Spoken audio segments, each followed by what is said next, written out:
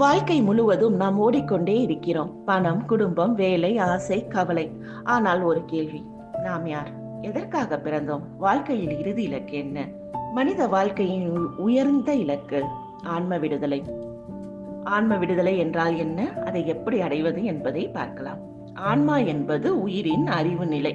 பரம்பொருளிலிருந்து வந்த உயிர் சக்தி மனித உடலில் செயல்படுகிறது. நாம் உடல் அல்ல, நாம் மனம் அல்ல, நாம் ஆன்மா. இந்த உண்மையை அறிதலே ஆன்மீகத்தின் ஆரம்பம். மனிதன் பிறந்ததன் நோக்கம் சாப்பிடவும் சம்பாதிக்கவும் மட்டுமல்ல, அறிவை வளர்த்து அமைதியாக வாழ்வதே நோக்கம். இறுதியில் ஆன்மா தனது மூலத்தை அறிந்து பரம்பொருளுடன் ஒன்றாக வேண்டும். அதுவே ஆன்ம விடுதலை. ஆன்ம விடுதலை என்பது பிறப்பிறப்பு சுழற்சியில் இருந்து விடுபடுவது. கர்ம பதிவுகள் குறைத்து மனம் சுத்தமாகி அறிவு பரம்பொருளுடன் ஒன்றாக்கும் நிலை. அந்த நிலையில் பயம் இல்லை, கவலை இல்லை, கோபம் இல்லை, ஆசை இல்லை, முழு அமைதி இருக்கும். அதுவே ஆன்ம விடுதலை. ஆன்ம விடுதலைக்கு தடைகள் என்னன்னு பார்க்கலாம்.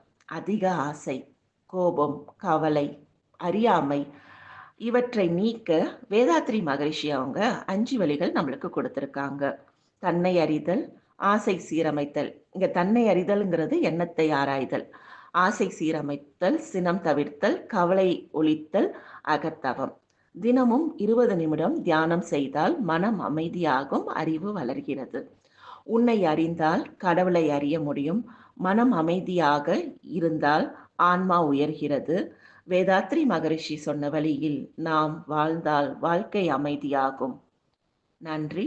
வாழ்க வையகம், வாழ்க வையகம், வாழ்க வளமுடன். குருவே துணை. குரு புகழ் வாழ்க.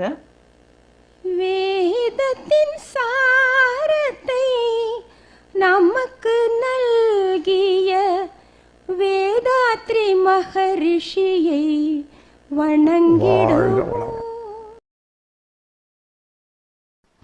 வாழ்க வளமுடன். வாழ்க வளமுடன்.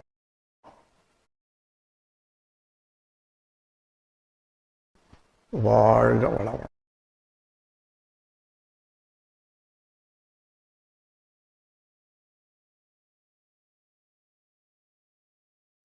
வாழ்க வளமுடன்.